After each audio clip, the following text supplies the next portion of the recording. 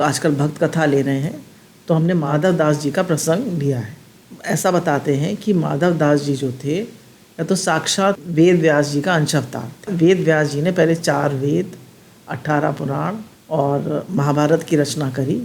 उससे उन्हें संतुष्टि नहीं आई। तब उन्होंने श्रीमद् भागवत नाम का महापुराण लिखा। तब जब उन्होंने भगवान का गुणगान किया, तब उन्हें संतुष्टि आई। तो भक्ति को ही चरितार्थ करने के लिए, भक्त कैसा होता है, भक्त का जीवन कैसा होता है, ये दिखाने के लिए माधव दास प्रकट हुए। तो बोलिए भक्त और भगवान की जय। इनके जीवन में कई चमत्कार हुए माधव दास जी के।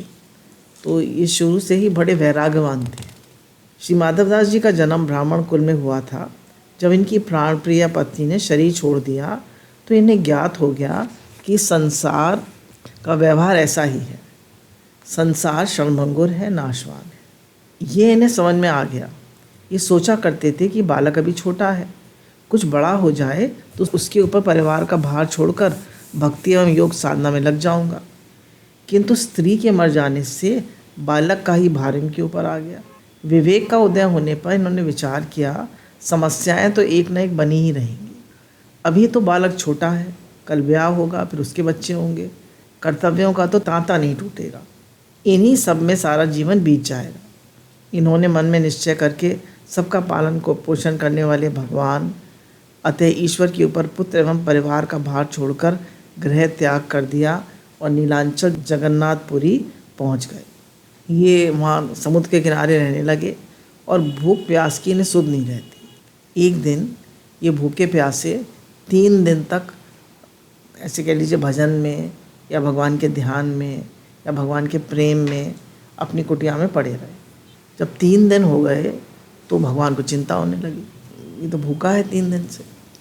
तो जो भगवान की शयन आरती का भोग लगा हुआ था, शयन आरती कहते हैं जो सोते हैं रात को, शयन सोने को कहते हैं। भगवान ने उनसे, लक्ष्मी जी से कहा, तो लक्ष्मी जी सोने की थाली में शयन आरती का भोग लेकर गई इनकी कुटिया में। तो जब लक्ष्मी जी ने प्रवेश किया तो उनकी नूपुर की ध्वनि आई और पूरी इनकी कुटिया में प्रकाश ही प्रकाश हो गया। तो प्रकाश में इन्हें कुछ दिखाई नहीं पड़ा, पर लक्ष्मी जी थाल रखकर चली गई। इन्होंने समझा कि भगवान ने कृपा से मेरे लिए प्रसाद भेजा है। प्रसाद पा लिया और प्रसाद पाकर भगवान का बहुत गदगद हृदय से प्रेम फील करते हुए और शुक्राना मानते हुए इन्होंने शयन कर लिया। जब मंदिर खुला सुबह, तो पंडे पुजारी ने देखा कि थाल तो है नहीं शान है आरती का, सोने का थाल था। शोर मच गया, मिला ये जगन्नाथ जी कुटिया में, शोर मच गया चारों तरफ। तो वो लोग पंडे पुजारी जो थे जगन्नाथ जी को बांध के ले आए और खूब डंडों से मारा। अब देखिए भगवान की लीला कैसी है। पहले तो खुद ही भोग भिजवाया और फिर ही खुद ही पिटवा दिया। ये क्या बात हुई। तो भगवान की लीला जो है अपरंपार है, वो लीलाधारी हैं, वो कुछ भी करते हैं। इसलिए उनकी लीला को क्वेश्चन नहीं करना चाहिए, कैसे क्यों किया, वैसे क्यों किया। जो वो कर रहे हैं उनके, वो सब जानते हैं। तो इसलिए भगवान के समर्पित रहना चाहिए और उनकी लीला को क्वेश्चन नहीं करना चाहिए कि ऐसा क्यों किया भगवान ने। तो मैंने पीट दिया। तो फिर जब वो लोग इत्र फुलेल लगा रहे थे जगन्नाथ जी को, तो देखा जगन्नाथ जी के तो सब निशान पड़े हुए हैं डंडों के। तो पूछा कि भाई भैंत के निशान पड़े हुए। बोले जय जय, ये कैसे। तो बोले तुमने मारा माधव दास को था, पर लगा मुझे, उसकी सारी मार मैंने अपने ऊपर ले ली। ऐसे कृपालु दयालु हैं हमारे भगवान कि भक्त का कष्ट अपने ऊपर ले लेते हैं, उसका योग क्षेम भगवान स्वयं वाहन करते। हे नाथ, हे नाथ, हे नाथ, हे नाथ, हर समय भगवान को याद रखें। हे नाथ, हे नाथ, मैं आपको भूलूं नहीं। हे नाथ, हे नाथ, आप मेरे प्यारे हो, आप ही जगन निवास हो, आप ही जगत के मालिक हो, आप ही सब, आपकी कृपा से ही सब होता है। आप ही संसार के मालिक हो, सब कुछ आप प्रभु, सब कुछ आप, आपके अलावा कुछ नहीं है संसार। तो फिर इन लोगों ने बहुत माफ़ी मांगी माधव दास जी से जाके, पंडे पुजारियों ने, और क्षमा याचना की। और ये प्रसंग जो है क्षण भर में, पूरी भर में फैल गया कि ऐसे ऐसे मार पड़ी माधव दास की और लगा जगन्नाथ जी को। और जगन्नाथ जी ने इनको इस शयन आरती का भोजन स्वयं जाके दिया। और इनका यश सौरभ चारों तरफ फैलने लगा। अब सबके मुख से अपना यश सुनकर ये बहुत लज्जित होते। इनको अपनी तारीफ पसंद नहीं थी। उचित भी है, क्योंकि शास्त्रों में संत का ऐसा ही शील स्वभाव कहा गया है। संत के अंदर दैन्य और सहनशीलता होनी चाहिए। अपनी तारीफ कराने से हमारे पुण्यशील होते हैं, इसलिए अपनी तारीफ नहीं करानी चाहिए। कहना चाहिए सब गुरु की तारीफ है, भगवान की तारीफ। हम क्या चीज़ हैं? सारी शक्ति सामर्थ्य भगवान का है और ज्ञान गुरु का है। गुरु मतलब दादा भगवान, गीता भगवान, अम्मा जी। हम कोई गुरु नहीं है, हम गुरु के बच्चे सेवा कर रहे हैं। हम आप सबके सेवक हैं, है ना। हमें तो सेवा करनी है। अब ये जो थे दिन भर जगन्नाथपुरी के मंदिर में बैठे रहते और दिन भर उनके दर्शन करते, पर रात को भी वहीं रह जाते। दिन में दर्शन हो जाता, परंतु भीड़ भाड़ में दो चार बातें नहीं हो पाती, भगवान से दो चार बातें नहीं हो पाती। अतः रात में एक प्रभु से वार्ता विनोद करने के लिए वहीं रह जाते। रात में भगवान से थोड़ी हंसी मजाक करते, बात करते, और जगन्नाथ जी भी इनको पूरा रिस्पॉन्ड करते थे। यद्यपि रात्रि शयन के बाद पुजारी पंडित सबको मंदिर से बाहर निकाल देते, पर किसी को माधव दास जी दिखाई नहीं देते थे। अब भगवान नहीं चाहते कि माधव दास जी दिखाई दें, तो कौन देख सकता है उन्हें? देखिए भगवान की लीला, कुछ भी कर सकते हैं। भगवत कृपा से इन्हें कोई देख ही नहीं पाता। भगवान ही तो सबको देखने दिखाने वाले हैं। अगर भगवान का मन है कि माधव दास ना जाएं, तो उन्हें कौन हटा सकता है? सर्दी के दिनों में एक बार इन्हें बहुत ठंड लगी, कांपने लगे ठाकुर जी। देखिए कितनी एकता है, माधव दास जी की कितनी एकता है ठाकुर जी से। तो वो ठंड लगी माधव दास जी को और कांपने लगे भगवान। तो जगन्नाथ जी ने अपनी रजाई माधव दास जी को उड़ा दी, और रजाई उड़कर जब गर्माहट आ गई तो खूब लंबी तान कर सो गए। माधव दास जी मंदिर में ही खूब लंबी तान कर सो गए। प्रातःकाल हुआ, सुबह पुजारी लोग जब पूजा के लिए आए तो देखा ये तो प्रभु की रजाई उड़े सो रहे हैं।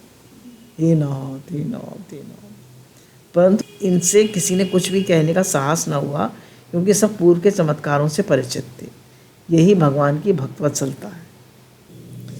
एक बार इन्हें अतिसार का वेग हो गया। अतिसार मतलब बहुत ज़्यादा दस्त हो जाना, बार बार मोशन होना, बार बार। जब बार बार शौच जाने से असमर्थ हो गए, अब ये बार बार कितनी बार उठें और कितनी बार जाएं और कितनी बार धोएं, तो ये समुद्र के किनारे जाकर पड़ गए। शरीर अत्यंत शिथिल हो गया, एकदम कमज़ोर हो गया शरीर।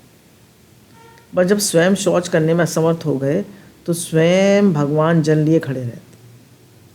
अब ये अपनी शौच धोने में खुद असमर्थ थे, तो भगवान जल लिए खड़े रहते और इनके शरीर को धोकर शुद्ध करते। जब इनको किंचित सुधि हुई तो भगवान को देखकर एवं मन में विचार कर कि ये साक्षात जगन्नाथ जी ही हैं, बड़े दुखी होकर बोले कि मैं आपको जान गया। मुझ अधम प्राणी के लिए इतना लघुकृत करते देख मुझे बड़ा कष्ट हो रहा है। भगवान जी, आप मेरी शौच धो रहे हैं, मेरी लैट्रीन धो रहे हैं, मुझे बड़ा कष्ट हो रहा है। माधव दास जी के वचन सुन के जगन्नाथ जी ने कहा, मैं क्या करूं? ओहो, भक्तों का दुख देखकर मुझसे रहा नहीं जाता। तब माधव दास जी ने कहा, यदि ऐसी बात है तो आप मेरी व्यथा दूर कर दो, आप मेरा कष्ट दूर कर दो, क्योंकि शारीरिक कष्ट की अपेक्षा आपको जब मैं अपनी सेवा करते देखता हूँ तो मुझे ज़्यादा कष्ट होता है। बोले, मेरे को शारीरिक कष्ट इतना दुख नहीं है जितना आप सेवा कर रहे हो उससे दुख है। अगर आप सेवा करें, इससे अच्छा है कि आप मेरी व्यथा दूर कर दें। तब भगवान ने कहा, व्यथा दूर कर देने में मुझे ये भारी संकट है कि यद्यपि कर्म फल शेष रह जाएगा तो ये वह अन्य जन्मों में प्रवेश करेगा, अर्थात अवश्य में भोगना पड़ता। बोले, अगर कर्म रह जाएंगे तो तुम्हें अगले जन्म में भोगने पड़ेंगे, और मैं चाहता हूँ तुम इसी जन्म में अपने कर्म काट के मुक्त हो जाओ। देखिए, भक्तों के जीवन में भी, संतों के जीवन में भी कष्ट आते हैं। क्यों? भगवान चाहते हैं इसी जन्म में वो कष्ट काट कर मेरी भक्ति में लीन हो जाए, मुझसे मिलकर एक हो जाए। इसलिए मैं उसे दूर ना करके अपनी ईश्वरता को ही दूर करके उसकी सेवा में लग जाता हूँ। बोले, मैं उसका कष्ट दूर नहीं करता, पर मैं उसकी सेवा स्वयं करता हूँ। अपने द्वारा किए गए शुभ अशुभ कर्मों का फल भोगना ही पड़ता है। भगवान कह रहे हैं, अपने द्वारा किए गए शुभ अशुभ कर्मों का फल भोगना ही पड़ता है। मैं नहीं चाहता कि मेरे भक्तों का बारंबार जन्म मरण। भगवान कह रहे मैं नहीं चाहता कि मेरे भक्त बार बार जन्म मरण में आए, तो इसलिए मैं जो उनका अंतिम जन्म होता है मैं उसमें ही सारे कर्म उनके काट देता हूँ। अब देखिए ध्यान देने योग्य बात है, कभी कभी भक्तों से भी काल, कर्म, स्वभाववश, समय, कर्म और स्वभाववश कर्म बन जाते हैं और उन्हें जन्म भर पछताना पड़ता है। तभी गुरु कहते हैं किसी के लिए गलत भाव मत रखो, किसी का बुरा मत सोचो, किसी का बुरा मत करो, किसी को बुरा मत बोलो, किसी को बुरा मत समझो, बुराई का त्याग करो, किसी की निंदा मत करो, चोरी ठगी बेईमानी मत करो। जब ये सब करोगे तो क्या होगा? कर्म बनेंगे। काल, कर्म और स्वभाव से कर्म बन जाते हैं। हम चिल्ला देते हैं, बुरी तरह कर देते हैं, कहने कर्म बन जाते हैं और फिर वो हमें भोगने ही पड़ते। इसलिए गुरु कहते हैं सहन करो। हे नाथ, मुझे सहन करने की शक्ति दीजिए। दूसरी बात ये कि साधु ना हंसे, कोई अर्थात ये ना कहे कि देखो भगवत भक्ति का कोई फल नहीं होता, संत दुख में पड़े ही रहते हैं और कोई उनके लिए एक लोटा पानी भी नहीं देता। लोग माधवदास तो इतने भक्त थे और वो अतिसार में समुद्र किनारे पड़े, कोई एक लोटा पानी भी नहीं दिया। अतः मैं स्वयं साधु की सेवा के लिए कटिबद्ध रहता हूँ। तो सब ठाकुर जी की प्रेरणा होती है, तभी कोई आता है, तभी कोई सेवा करता है, तो सब ठाकुर जी की कृपा होती है। उनकी कृपा के बिना कुछ नहीं होता। हे नाथ, हे नाथ, मैं आपको कभी भूलूं। हे मेरे नाथ, हे मेरे प्राण प्रिय भगवान जी, मैं आपको भूलूं नहीं। कहते रहिए, दिन में कई कई बार कहिए, हे नाथ मैं आपको भूलूं, हे नाथ मैं आपको भूलूं। मेरा मन, मेरी रति मति गति, मेरे तन मन प्राण आप में लगे। संसार में कुछ भी साथ नहीं जाएगा, न रुपया, न पैसा, न घर, न परिवार, न जीवन, न कपड़ा, कुछ साथ नहीं जाएगा। जाएंगे तो सिर्फ भगवान साथ जाएंगे। भगवान का किया हुआ भजन, भगवान से किया हुआ प्रेम, आपके कर्म, आपका स्वभाव, यही साथ जाए, यही गुरु सुधारते। तो यहाँ दोनों बातें दिखाई गई हैं। विधि के अनुसार कर्म फल भोगना ही पड़ता है और साथ ही प्रभु चाहे कृपा करके छुड़ा भी सकते हैं। भगवान परम समर्थ है। जैसे न्यायाधीश के निर्णय के अनुसार किसी को फांसी की सज़ा होने पर भी राष्ट्रपति अपने विशेष अधिकार से उसे क्षमा कर सकते। किसी को फांसी की सज़ा मिली हो पर राष्ट्रपति उसे क्षमा कर सकते। ऐसे ही भगवान क्षमा तो कर सकते हैं। बोला लिखिया लेख लिलाट का, मेट सके ना राम, मेटे तो समर्थ हैं पर समझ किया है काम। जो लेख है भगवान मेट सकते हैं, भगवान मिटाते नहीं हैं। क्यों? क्योंकि वो चाहते हैं इसी जन्म में वो कट जाए। श्री माधवदास जी ने अपनी बढ़ती हुई अखंड स्थायी कीर्ति को देखकर उसे कम करने के लिए घर घर भिक्षा मांगना प्रारंभ कर दिया। भिक्षा मांगने से लोगों ने इनके पास आना बंद कर दिया। ये भी यही चाहते थे। अभी दूसरा प्रसंग है। इनकी कुटिया के पास एक बाई रहती थी। ये उसके घर रोज़ भिक्षा मांगने जाते थे। उसका स्वभाव बड़ा ही चिड़चिड़ा था। जब ये भिक्षा मांगने जाते तो वह खूब जलीकटी सुनाती। अभी जलीकटी क्यों सुनते थे? किसी और क्या भिक्षा मांग लेते, पर ये जलीकटी इसलिए सुनते थे कि जलीकटी सुनने से कर्म कटते। सेवा करने से, जलीकटी सुनने से, कोई बुरी तरह करे, हम सह जाएं, हम भगवत भाव रखें तो हमारे कर्म कट जाते। परंतु ये कभी बुरा नहीं मानते। कुछ दिनों तो वाणी के बाण से मारती रही, किंतु एक दिन पोता करके ऊपर दे मारा, मतलब पोछा किया और उनके ऊपर गंदा पोछा यूँ मार दिया। इन्होंने उस पोते को भी उठा लिया और उसे अच्छी प्रकार से धोकर बत्ती बना ली। उसको अच्छे से धोआ, साफ करा और पोछे के धागे निकाल के उसकी बत्तियां बना ली। उन बत्तियों को मंदिर में जलाने लगे। मंदिर में जो जो उन बत्तियों का प्रकाश होता, उस बाई के हृदय का अज्ञानकृत अंधकार दूर हो गया। कितनी करुणा होती है संत के हृदय, कितना प्रेम होता है। माधवदास जी ने उस बाई के कुछ पापों को पोता धोने में धो दिया और शेष पाप दीपक जलाने में जला दिए। अगले दिन जब वे पुनः द्वार पर आए तो बाई चरणों में गिर पड़ी और क्षमा याचना करके बोली, महाराज आज आपका न्योता है, आज आप मेरा प्रसाद पाइए। माधवदास जी प्रसन्न हुए और इसी से कहा है, एक घड़ी आदि ते पुनियाद, संतन संग की गोष्ठी जिन कीनो तिन लाभ। एक घड़ी 20 मिनट की होती है, तो एक घड़ी आधी घड़ी मतलब 20 मिनट के 10 मिनट, 10 मिनट से 5 मिनट भी अगर आप सच्चे संतों का संग करिए तो आपको लाभ हो। श्री माधवदास जी नीलांचल में निवास करते हुए ब्रज धाम की श्री कृष्ण लीलाओं का गान करते रहते नीलांचल में थे, पर भगवान की ब्रज की लीलाओं का, कालिया नाग लीला, माँ कंचोरी लीला और गोवर्धन लीला और रास, भगवान के रास की लीला, उन सब का गान करते रहते थे। एक बार इनकी इच्छा हुई कि ब्रज वृंदावन के दर्शन करना चाहिए।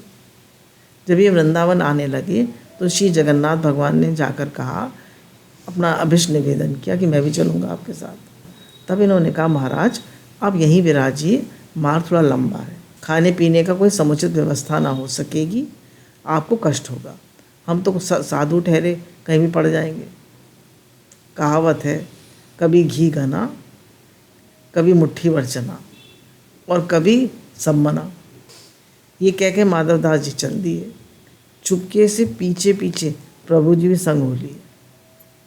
हे नाथ, हे नाथ, कितना प्रेम।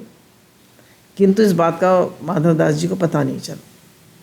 कुछ दूर जाने पे 10 बजे माधवदास जी को बड़ी भूख लगी। उन्होंने सोचा कि हमें तो इतनी सुबह कभी भूख लगती नहीं, क्या बात है। असल बात तो ये थी कि ठाकुर जी को भूख लगी थी। अगर वे माधवदास जी को कहते तो वो नाराज़ होते कि हमने तो मना किया था कि मत चलो, अब तुम क्यों आ गए। अतः प्रभु ने माधवदास जी को भूख से व्याकुल कर दिया। बाढ़ में एक गांव था, वहाँ एक बुढ़िया बाई के अतिथि बनी। बाई ने बड़े प्रेम से इनको भोजन परोसा और पास ही बैठ गई। जब ये प्रसाद पा रहे थे तो बुढ़िया बाई की आंखों में प्रेमाश्रु छलछलाए। ये देख के उन्होंने पूछा, माँ क्या बात है, आपके नेत्रों में आंसू क्यों हैं, आपके हृदय में कोई दुख है तो कहिए। तब उन बाई जी ने कहा, बाबा ये सुंदर सलोना श्यामल सुकुमार आप किसका बहला फुसला रहा है। उन्हें जगन्नाथ जी के दर्शन हो रहे थे। बाई कितनी शुद्ध उसका हृदय था। भला इसकी माता इसके बिना कैसे जीती होगी। इतना सुनकर माधवदास जी अपनी सुधी बुद्धि खो बैठे। उन बाई जी के ऊपर भगवान का परम अनुग्रह विचार करके परम प्रेम में मग्न हो। बोलिए भक्तवत्सल भगवान की जय, हमारे श्याम सुंदर भगवान की जय, जगन्नाथ महाराज की जय। श्री माधवदास जी वृंदावन की शोभा देखकर मन ही मन परमानंद में डूब गए। पुनः आप जब बांके बिहारी जी के दर्शनार्थ गए तो वहाँ आपको प्रसाद में चना मिला। यद्यपि द्वारपाल कह ही रहा था कि थोड़ी देर में बांके बिहारी जी का प्रसाद मिलेगा, आप इससे पाइएगा, परंतु ये उन चनों को लेकर श्री यमुना नदी के परम पावन पुलिन पर रस स्वरूप श्री ठाकुर जी को भोग लगाए और स्वयं भी चना प्रसाद पाया। इधर श्री बांके बिहारी जी स्वयं हरिदास जी का भोग नहीं आरोग रहे थे।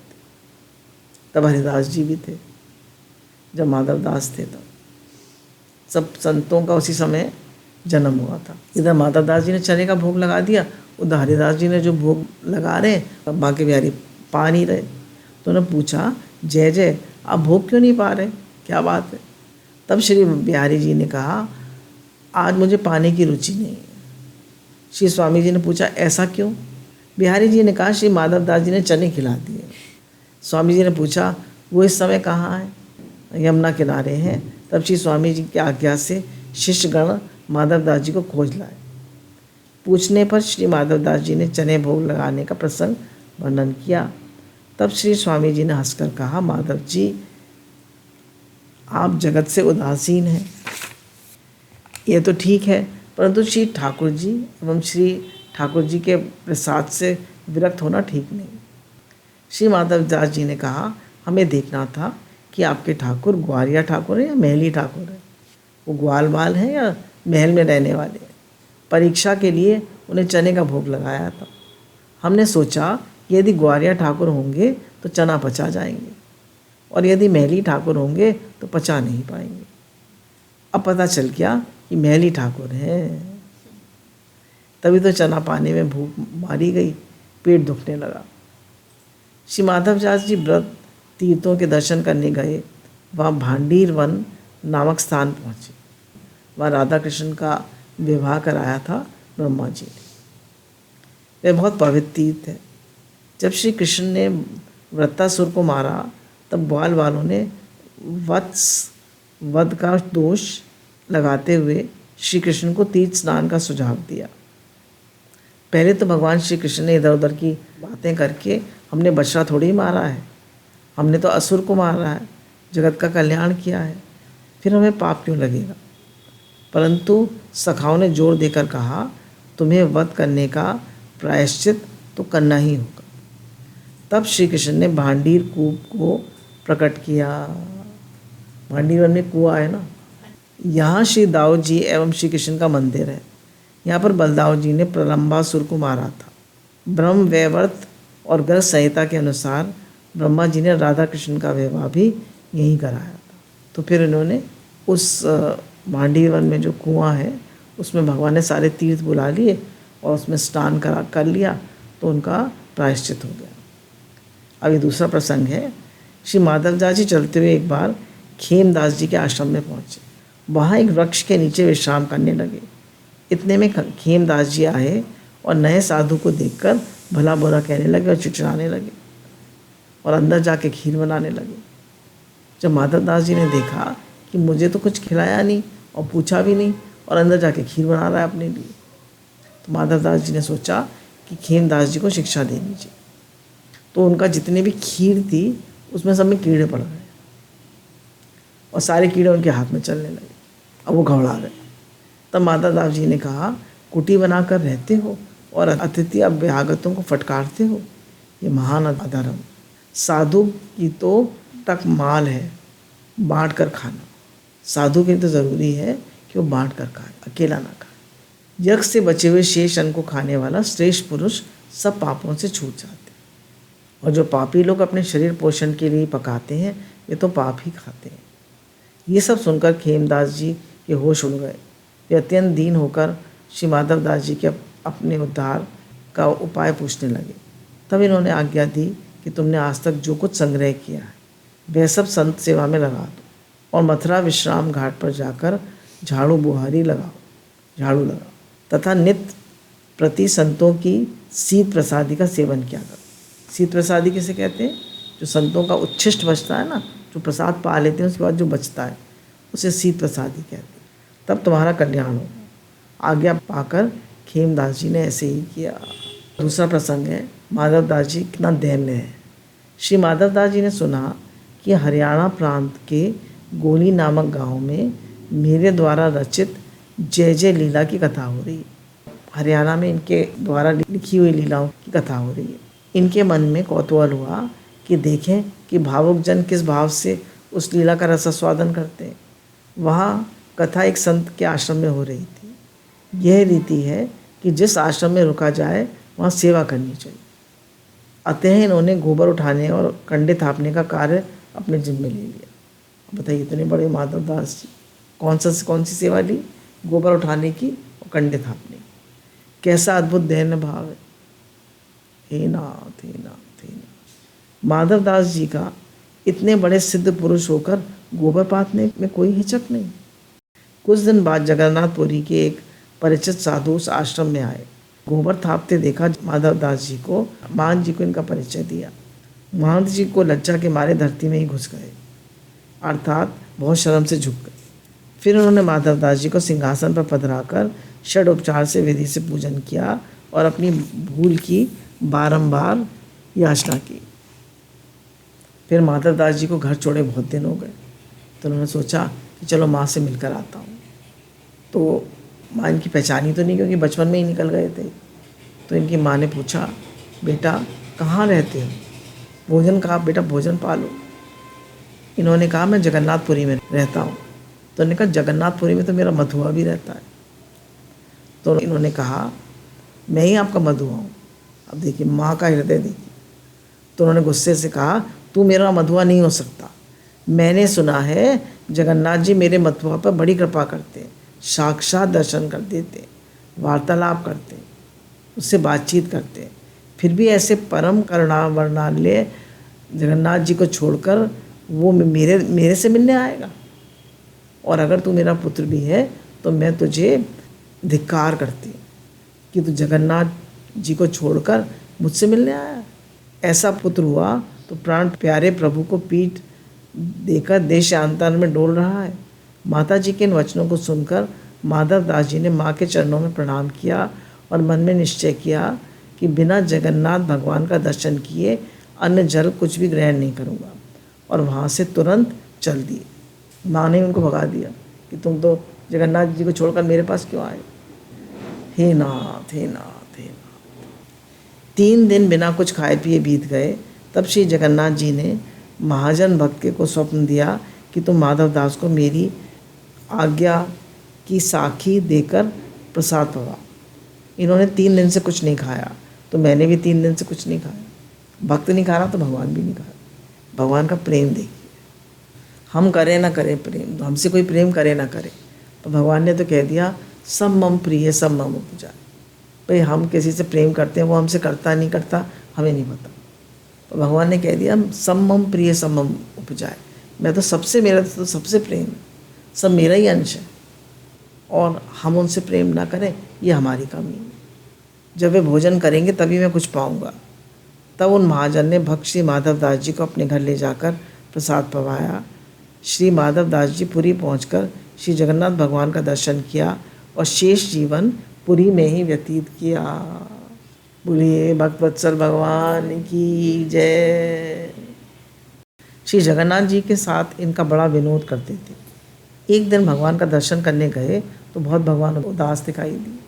तो भगवान ने कहा जय जय प्रभु, क्या बात है, इतने उदास क्यों हो। तो श्री ठाकुर जी ने कहा माधव दास क्या बताएं, पूरा साल बीत गया, पका हुआ कटहल खाने को नहीं मिला। माधव दास जी ने कहा मुझे पेड़ पर चढ़ने की आदत नहीं है। तो आपने कहा कोई बात नहीं, बलराम और हम चढ़ा देंगे। बलराम जी ने कहा हम चढ़ने में कोई सहायता कर देंगे, आपको कोई कठिनाई ना होगी। फिर तो आधी रात को श्री कृष्ण बलराम और माधव दास जी को साथ लेकर कटहल खाने राजा के बाग में पहुंच गए। बलराम जी ने माधव दास जी को पेड़ पर चढ़ा दिया। देखिए क्या लीला करते हैं प्रभु। इन्होंने खूब पके पके कटहल तोड़कर नीचे गिराए माधव दास जी ने। भाइयों ने खूब पेट भरकर कटहल खाया। इतने में माली आ गया और लाठी लेकर दौड़ा। श्री कृष्ण बलराम तो भाग गए।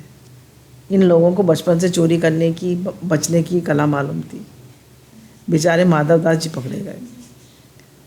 माली ने रात्रि में पहचाना नहीं और इनकी खूब पिटाई लगाकर बांध रखा। प्रातःकाल होते ही राजा के सामने पेश किया गया। राजा ने देख के पहचान गया और इनके चरणों में गिर गया। माली को सांप सूंघ गया। राजा ने माली को उससे कुपित होकर दंड देना चाहा, किंतु माधव दास जी ने उनकी कर्तव्य निष्ठा की बढ़ाई की और कहा इन्हें दंड नहीं, पुरस्कार मिलना चाहिए। माधव दास जी के कहने पर माली को 12 बीघे जमीन पट्टे पर दे दी गई।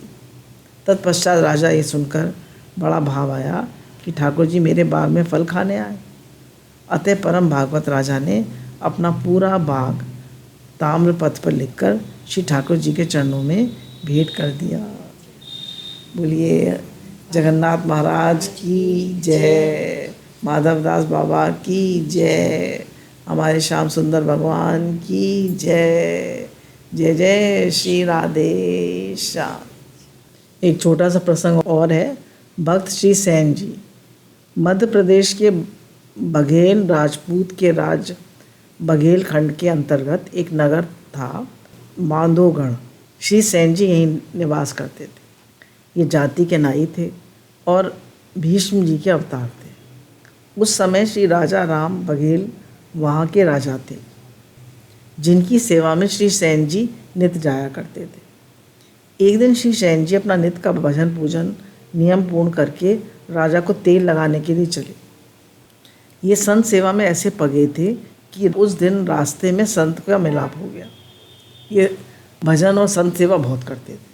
तो ये राजा की सेवा करने के लिए जा रहे थे, नए मतलब मालिश वालिश करने, उनका हजामत करने राजा की जा रहे थे। तो रास्ते में इन्हें संत मिल गए। तो संतों को लेकर ये घर लौट आए और घर जाकर बड़े प्रेम से संतों की सेवा करने लगे। भाव ये है कि यदि सेवा समय से ना पहुँचे तो राजा द्वारा बड़े से बड़ा दंड मिलने की पूर्व आशंका थी। फिर अगर राजा क्या ये नहीं ठीक से पहुँचेंगे, इन्फॉर्म भी नहीं किया, तो राजा दंड दे सकता है। क्योंकि श्री मद से मतवाली रजोगुणी लोगों को अपने सुख के सामने दूसरे के सुख दुख की किंचित भी परवाह नहीं होती। कह रहे हैं जो लोग बहुत रजोगुणी होते हैं, जैसे माई नहीं आई, लोग कहेंगे तुम्हारी तनख्वाह काट लेंगे, तुम आई क्यों नहीं, तुम्हारे पैसे काट लेंगे तुम्हें, और उसको डांटेंगे, थोड़े पैसे मांग लेगी 100-200 रुपये, तुम्हारी तनख्वाह में से काट लेंगे, तुम पैसे ही मांगती रहती हो, तुम ये करती हो, तुम वो करती हो। कहने ये सब मतलब भक्त के लक्षण नहीं है। भक्त के अंदर तो भगवत भाव होता है, वो सबको प्रेम से देखता है, वो कहता है भगवान इस रूप में मेरी सेवा कर रहे हैं, सबके प्रति बहुत प्रेम का भाव रखता है। अब इसमें लिखा है कि धनवान लोग प्रायः दूसरों की वेदना नहीं जानते, और औरों की तो बात क्या कहें, स्वयं लक्ष्मीपति भगवान भी श्री शेष जी के पृथ्वी के भार से भारामायन होने पर भी उनके ऊपर ही शयन करते हैं। शेष जी जो हैं वो उन पे पूरी पृथ्वी टिकी हुई है ना, और भगवान भी शेष जी के ऊपर ही लेटे रहते हैं, तो बोले भगवान भी ऐसे ही करते हैं। अतः राजा भी सेन जी पर, राजा रियायत नहीं करता सेन जी पर, परंतु उनके मन में राजा के लिए किंचन मात्र भी शंका ना हुई कि देर हो जाने पर राजा अप्रसन्न होकर मुझे दंड देगा। बस सेन जी के मन में नहीं आया कि राजा मुझे दंड देगा। वस्तुतः प्रेम का सौदा ही ऐसा है जो जग व्यवहार छोड़कर सिर देकर लिया जाता है। बोले प्रेम का सौदा ही ऐसा है कि जगत व्यवहार छोड़कर सिर दे के लिया जाता है। ये प्रेम की हैं बातें ऊधो, बंदगी इतनी सस्ती नहीं। यहाँ दम दम पर होती है पूजा, बंदगी इतनी सस्ती नहीं। यहाँ सिर दे के होते हैं सौदे, बंदगी इतनी सस्ती नहीं। भगवान ने हृदय विचार किया कि समय पर सेवा ना पहुँचने पर राजा अप्रसन्न होकर इन्हें दंड देंगे, नौकरी से अलग कर देंगे, फिर कुटुंब का पालन कैसे होगा, संत सेवा कैसे होगी, मेरे भी राजभोग की व्यवस्था में बाधा पड़ेगी, अतः जाया जाए। अब इन्होंने सेन जी ने सोचा कि चलो मैं ही सेन जी बन के राजा की मालिश करने चलता हूँ। श्री शयन वेशधारी भगवान ने जाकर सेन जी की भांति बड़े अदब से राजा को जोहार किया, परंतु राजा की जोहार में राजा को नवनीत सा अनुभव हुआ। पर राजा को बड़ा अच्छा लगा कि आज तो कुछ अलग सा ही ये नमस्कार कर रहे हैं। वाणी में अद्भुत रस था, सुनते ही राजा का मन हर लिया।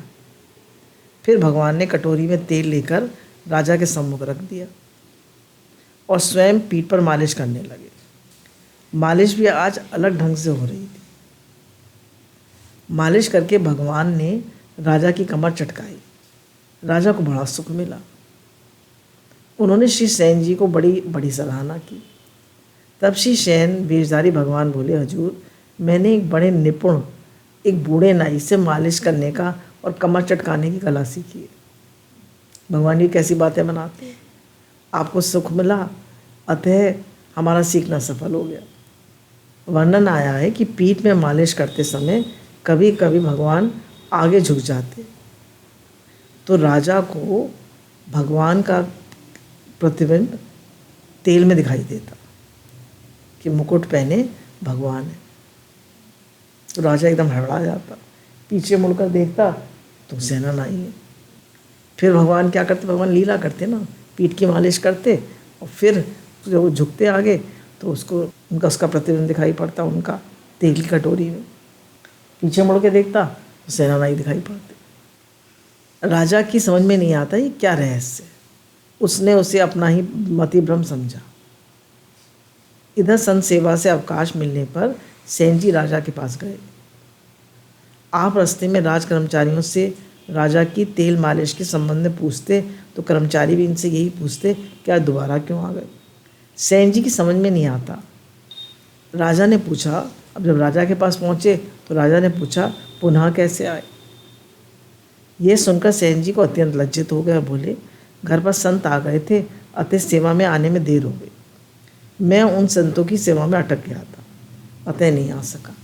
राजा ने अब कटोरी में दिखने वाले प्रतिबिंब का रहस्य समझा कि वस्तुतः सेन जी नहीं थे, सेन जी के रूप में भगवान थे। भगवान का प्रतिबिंब कटोरी में पड़ता था अतः किरीट मुकुट के दर्शन होते थे। बोलिए भक्तवत्सल भगवान की जय। कैसे नाई बन गए, भक्त के लिए भगवान खुशी बन जाते हैं। ओहो धन्य है श्री सेन जी। अब राजा सोच रहा है, धन्य है श्री सेन जी जिनके लिए भगवान ने नाई का कृत किया। श्री सेन जी की अपार महिमा देख के राजा ने दौड़कर उनके चरणों में सिर नवाकर उनका हृदय प्रेम रस से भीग गया। उन्होंने राजत्व का अभिमान छोड़कर मन में दास भाव को दृढ़ करके ग्रहण किया और सेन जी के शिष्य होकर भक्ति रस का पान किया। राजा ने उनसे क्षमा मांगी और उनके भक्त बन गए और उनके शिष्य बन गए राजा श्री सेनानाई के, और भक्ति का उनसे भक्ति सीखी, कैसे भक्ति की जाती। राजा ने संत भगवान की सेवा को ही सार समझा। यदि भागवत सेवा में विश्वास हो तो निश्चय ही प्रभु की प्राप्ति हो जाएगी, इसमें किंचित भी संदेह नहीं। बोलिए भक्तवत्सल भगवान की जय, हमारे श्याम सुंदर भगवान की जय।